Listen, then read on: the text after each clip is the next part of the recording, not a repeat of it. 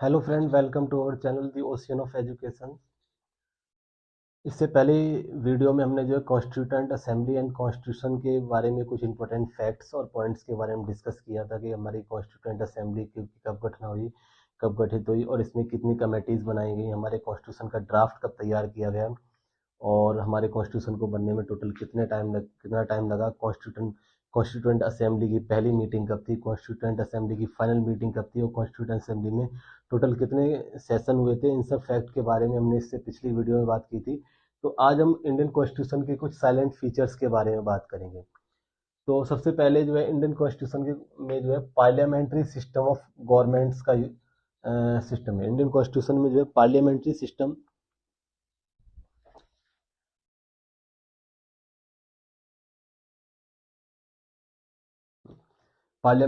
Of government है कि हमारी कॉन्स्टिट्यूशन प्रोवाइड दी पार्लियामेंट्री, जिसमें काउंसिल ऑफ मिनिस्टर्स होते हैं, प्रेसिडेंट होते हैं एंड स्टेट एग्जीक्यूटिव्स के मेंबर होते हैं, जिसे लोकसभा मेंबर, राज्यसभा मेंबर कहा जाता है। ठीक है। एंड दी सेकंड फीचर है, सेकंड साइलेंट फीचर है इंडियन कॉन्स्टिट्यूशन का, Indian constitution is a best combination of rigidity and flexibility. Indian constitution जो है हमारे कंट्री का बेस्ट कॉम्बिनेशन है रिजिडिटी एंड फ्लेक्सिबिलिटी का, जहाँ पर जो है कुछ प्रोविजन जो है सिंपल मेजोरिटी के द्वारा अमेंडमेंट किए जा सकते हैं, बट ऑन अदर हैंड कुछ प्रोविजन जो है 2/3 मेजोरिटी के द्वारा अमेंड किए जा सकते हैं। So we can say that the Indian constitution is the best example of the combination of rigidity and flexibility. And second, Indian constitution जो है, हमारा इंडियन कॉन्स्टिट्यूशन जो है वर्ल्ड का काफ़ी लार्जेस्ट और वर्ल्डेस्ट कॉन्स्टिट्यूशन है। इंडियन कॉन्स्टिट्यूशन काफ़ी वर्ल्ड का काफ़ी लार्जेस्ट और वर्ल्डेस्ट कॉन्स्टिट्यूशन है, जिसमें 395 आर्टिकल थे स्टार्टिंग में। ओरिजिनली जब हमारा इंडियन कॉन्स्टिट्यूशन बना 395 आर्टिकल थे, 8 शेड्यूल थे, ठीक है, और 22 पार्ट्स। अब जो है ये बढ़कर जो है 470 एंड 12 शेड्यूल्स हो गए हैं एंड उसके बाद 22 पार्ट्स। ठीक है। तो इंडियन कॉन्स्टिट्यूशन जो है बल्केस्ट कॉन्स्टिट्यूशन ऑफ दी और for world. And this Indian constitution हमारे कुछ फंडामेंटल राइट्स भी इंश्योर करता है। स्टार्टिंग में जो हमारा इंडियन कॉन्स्टिट्यूशन जो है डिज़ाइन हुआ था, जो हमारा इंडियन कॉन्स्टिट्यूशन डिज़ाइन हुआ था, बना था, तो उसमें जो है 7 फंडामेंटल राइट्स थे, लेकिन 44th ये काफ़ी इंपॉर्टेंट क्वेश्चन है एग्जाम पॉइंट ऑफ व्यू से, कि स्टार्टिंग में कॉन्स्टिट्यूशन में कितने फंडामेंटल राइट्स थे और प्रेजेंट में कितने। तो स्टार्टिंग में 7 फंडामेंटल राइट्स थे, प्रेजेंट में जो है 6 फंडामेंटल राइट्स हैं, जिसमें जो एक फंडामेंटल राइट्स कम हुआ है वो है right to property. Right to property जो है 44th कॉन्स्टिट्यूशनल अमेंडमेंट एक्ट के थ्रू जो है फंडामेंटल से बदल कर जो है उसे कॉन्स्टिट्यूशनल और लीगल राइट में कन्वर्ट। तो अब आपके दिमाग में आ रहा होगा कि गवर्नमेंट ने ऐसा क्यों किया कि उसे फंडामेंटल राइट से बदल कर जो है उसे लीगल राइट में कन्वर्ट कर दिया, कि इसकी क्या आवश्यकता पड़ी, क्यों किया। तो इसकी आवश्यकता ये थी कि जो फंडामेंटल राइट्स होते हैं और लीगल राइट और कॉन्स्टिट्यूशनल राइट होते हैं, उनमें एक मेजर डिफरेंस होता है कि फंडामेंटल राइट्स को जो है गवर्नमेंट नहीं छीन सकती, एंड कॉन्स्टिट्यूशनल राइट और लीगल राइट्स को गवर्नमेंट अपने इंटरेस्ट से जो है जब चाहे विड्रॉ भी कर सकती है, जब चाहे उसे छीन भी सकती है। तो एक्चुअली जब गवर्नमेंट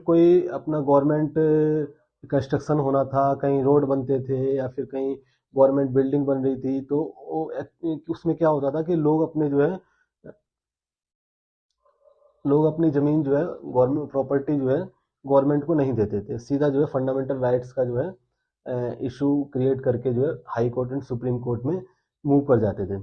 तो उसमें काफ़ी गवर्नमेंट को काफ़ी दिक्कत आती थी, तो इसलिए गवर्नमेंट ने डिसाइड किया 44th अमेंडमेंट के थ्रू जो है फंडामेंटल राइट्स को जो है right to property which is a fundamental rights, उसे कन्वर्ट करके कॉन्स्टिट्यूशन एंड लीगल राइट में कन्वर्ट कर दिया। एंड फिफ्थ हमारा है फंडामेंटल ड्यूटीज़। ये भी हमारे कॉन्स्टिट्यूशन का साइलेंट फीचर है, फंडामेंटल ड्यूटीज। फंडामेंटल ड्यूटीज जो है टोटल 11 फंडामेंटल ड्यूटीज हैं। ये भी स्टार्टिंग में नहीं थी, ये फंडामेंटल ड्यूटीज भी हमारे कॉन्स्टिट्यूशन में स्टार्टिंग में नहीं थी, लेकिन जो 11 फंडामेंटल ड्यूटीज हैं वो 1976 में 42nd अमेंडमेंट एक्ट के थ्रू जो है हमारे संविधान में ऐड की गई है। ठीक है। इमरजेंसी पावर, इमरजेंसी पावर जो है, इमरजेंसी पावर जो कंसेप्ट है, जैसा कि हमने पहले ही बताया आपको कि हमारा इंडियन कॉन्स्टिट्यूशन जो ओरिजिनल बॉडी नहीं है, इसमें जो है जो अच्छे अच्छे फीचर्स हैं, अच्छे अच्छे कंसेप्ट हैं जो अदर अदर कंट्रीज से के कॉन्स्टिट्यूशन में वो बोरो किए गए हैं। तो इमरजेंसी जो है हमारी जर्मनी से बोरो की गई है। इमरजेंसी का काफ़ी इंपॉर्टेंट क्वेश्चन आता है कि इमरजेंसी पावर जो है किस कॉन्स्टिट्यूशन किस कंट्री के कॉन्स्टिट्यूशन से बोरो किया गया है। तो इमरजेंसी जो जर्मनी से कॉन्स्टिट्यूशन से बोरो की गई है। एंड इमरजेंसी में, हाँ, इमरजेंसी में एक बात और है कि इमरजेंसी में, जो इमरजेंसी में in case of emergency, emergency में हमारे फंडामेंटल राइट्स जो हैं अबॉलिश हो जाते हैं। इमरजेंसी में हमारे फंडामेंटल राइट्स जो हैं अबॉलिश हो जाते हैं। बट आर्टिकल 32, आर्टिकल 32 में जो फंडामेंटल राइट होता है वो इमरजेंसी में ख़त्म नहीं होता। बाकी सारे फंडामेंटल राइट्स जो हैं इमरजेंसी में ख़त्म हो जाते हैं। और इमरजेंसी की पावर जो है, इमरजेंसी की पावर जो है, इमरजेंसी में फंडामेंटल राइट्स को निलंबित करने की जो पावर है वो प्रेसिडेंट्स के पास है।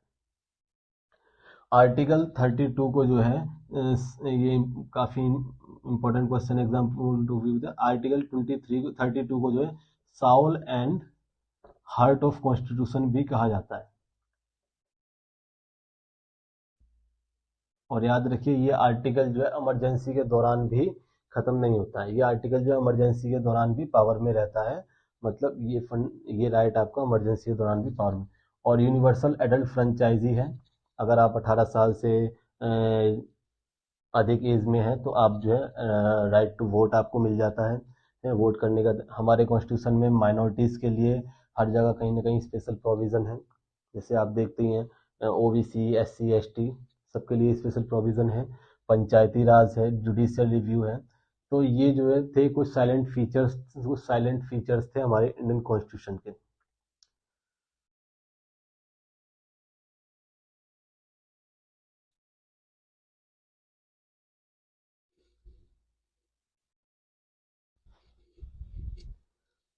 तो हमने इंडियन कॉन्स्टिट्यूशन के साइलेंट फीचर्स के बारे में बात करी।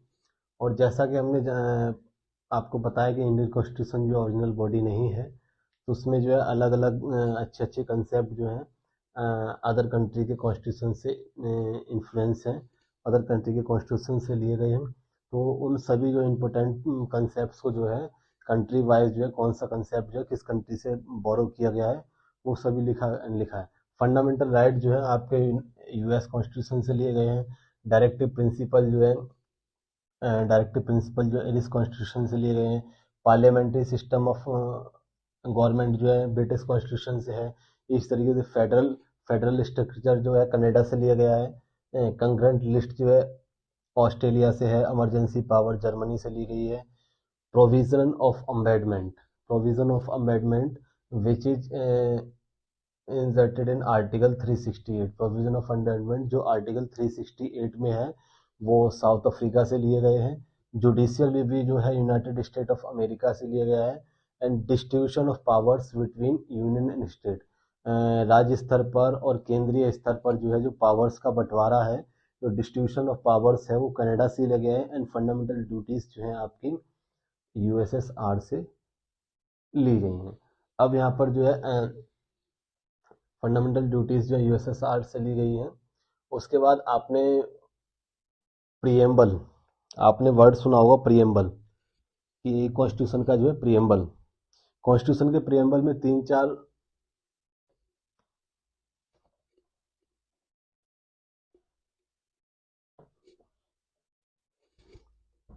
कॉन्स्टिट्यूशन के प्रिएम्बल में तीन चार वर्ड्स हैं। पहला वर्ड आता है रिपब्लिक। कॉन्स्टिट्यूशन के प्रिएम्बल में पहला वर्ड आता है रिपब्लिक। रिपब्लिक कभी भी आपने इंडिया का पासपोर्ट देखा होगा या किसी अदर कंट्री का पासपोर्ट देखा होगा, किसी कंट्री पे लिखा होता है दी डेमोक्रेटिव एंड किसी कंट्री पे, तो इंडिया के जो पासपोर्ट पे लिखा होता है दी रिपब्लिक डेमोक्रेटिव ऑफ इंडिया। तो रिपब्लिक वर्ड क्या डिनोट करता है, रिपब्लिक वर्ड जो है क्या डिनोट करता है, रिपब्लिक रिपब्लिक वर्ड का मतलब ये होता है, republic means a state in which people are superior. एक रिपब्लिक का मतलब ये होता है एक ऐसा स्टेट जिसमें जो है people people are superior, that is no privileges of all classes and discrimination. People जो है, पीपल ही जो है सुपीरियर हैं, और किसी भी स्पेशल क्लास को जो है, किसी भी स्पेशल कैटेगरी के अकॉर्डिंग जो है किसी भी को भी कोई प्रिविलेजेस नहीं है। और देयर आर नो हायरार्की, और यहाँ पर कोई कॉन्स्टिट्यूशन में जो है कोई वंशानुगत, कंट्री में कोई वंशानुगत रूलर नहीं है। एक हेड ऑफ द स्टेट जो है एक स्पेशल टर्म के लिए, हेड ऑफ द स्टेट जो है फिक्स टर्म के लिए पब्लिक के द्वारा इलेक्ट किया जाता है। तो ये सारी चीजें डिनोट करता है रिपब्लिक से। रिपब्लिक का मतलब ये होता है कि जहाँ पर रिपब्लिक का मतलब a state where people have superior power, उनके पीपल्स के पास सुपीरियर पावर से। ठीक है। उसके बाद जो है एक वर्ड आता है सेकुलरिज्म। रिज्म।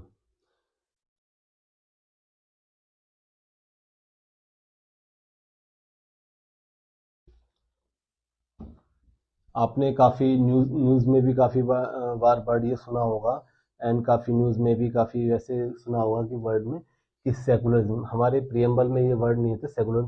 सेकुलरिज्म जो वर्ड है प्रियम्बल में, ये काफ़ी क्वेश्चन, ये काफ़ी एग्जाम्स में आया भी है कि जो सेकुलरिज्म वर्ड है प्रियम कॉन्स्टिट्यूशन में पहले नहीं था, लेकिन बाद में ये कौन सी सन में ऐड किया गया है।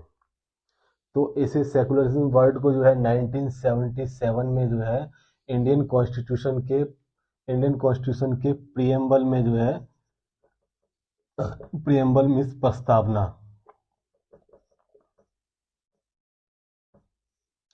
प्रियम्बल मीन्स प्रस्तावना। तो इन सेकुलरिज्म वर्ड को जो है इंडियन कॉन्स्टिट्यूशन में 1977 में जो है प्रियम्बल में ऐड किया गया है। एंड इसका मतलब होता है, सेकुलरिज्म का मतलब होता है सर्व, सभी धर्मों को एक समान, सभी धर्मों को, कि सेकुलरिज्म ये वेरीफाई करता है, ये गारंटी देता है कि there is no discrimination on ground of the religious. मतलब धर्म के आधार पर जो है कोई भेदभाव नहीं है, सभी धर्म जो है बराबर है। हमारा संविधान जो है सभी धर्मों को बराबर महत्व देता है, कोई धर्म जो है बराबर नहीं है। किसी किसी व्यक्ति के खिलाफ जो है, किसी व्यक्ति को धर्म के आधार पर कोई भेदभाव नहीं होगा, ये गारंटी देता है ये word secularism, which is in preamble of our Indian constitution. ठीक है। और हमारा जो सेकुलरिज्म वर्ड है ये सर्व धर्मा संभवा, इस प्रिंसिपल पर काम करता है। इंडियन कॉन्स्टिट्यूशन का जो ये वर्ड है सेकुलरिज्म, ये सर्वधर्मा प्रिंसिपल पर काम करता है। इसका मतलब यही है कि there is no discrimination on ground of religion, धर्म के आधार पर, जाति के आधार पर कोई भेदभाव नहीं होगा, ये नोट करता है सेकुलरिज्म।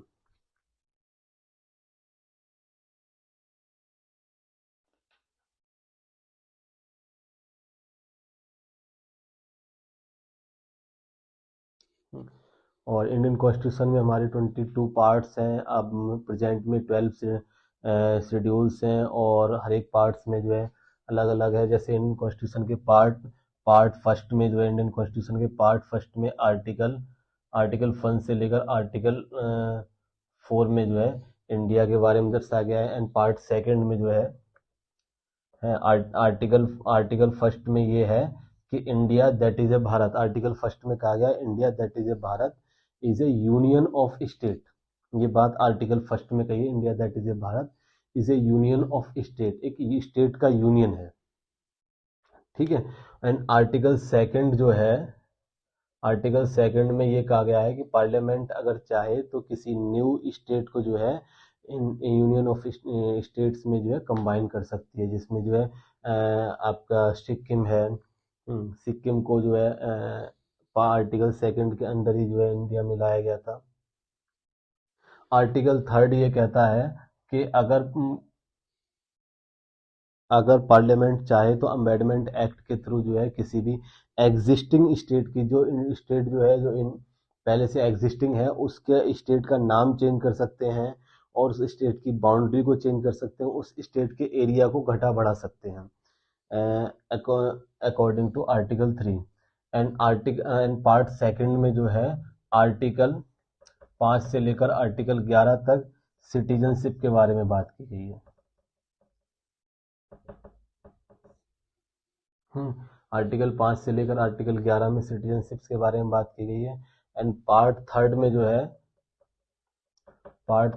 है फंडामेंटल राइट्स के बारे में बात की गई है।